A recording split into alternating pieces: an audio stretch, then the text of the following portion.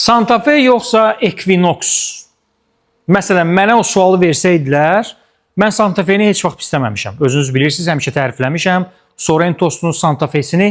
Amma kipliyinə görə, maşının belə brutallığına görə, həm vidinə görə mən Equinox-u seçərdim. Düzdür, onun motoru daha böyükdür. Burada isə 1.5 motordur.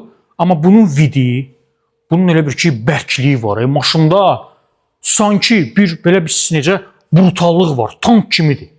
Equinox və 2019 modeldir. 7000 manatdır bu maşının qiyməti. 7000 manat. Rəngi də özüdür də qardaşım. Yenə də deyirəm, mən Santa Fe-ni istəmirəm. Amma Santa Fe ilə bunu qoysaydılar, 2016 Santa Fe-dən söhbət gedir də, 2015-2016 mən bunu seçəcəkdim. 7000 manat ilkin ödəniş. Bir də oturacaqlara baxın. Başqaları elə başa düşür ki, yəni bir neçə müştəri gəlir elə bilir ki, bura çuxolzat çəkiblər. Çuxol deyil. Bu maşının öz sidenikinin örtüyüdür.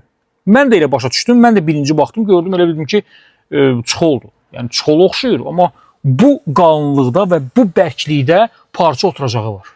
Bayaq Santa Fe dedim sizə 2015-2016. Bu maşın ondan böyükdür hətta. Həm də ondan böyükdür. Uzun maşındır. Həm enli maşındır. Bagajına baxın bir dənə. Bagajının dərinliyinə, eninə. Nə istəsəz bura yerləşdirib apara bilərsiniz. Rahat. Qəşəngdir, çox qəşəngdir. Və One Express Avto'ya zəng eləyəcəksiniz bax bu maşın üçün. Yəni belə sveji, belə özünü tanıyan maşınları yalnız və yalnız One Express Avto'dan alacaqsınız. 055 411 97 97 055 413 97 97.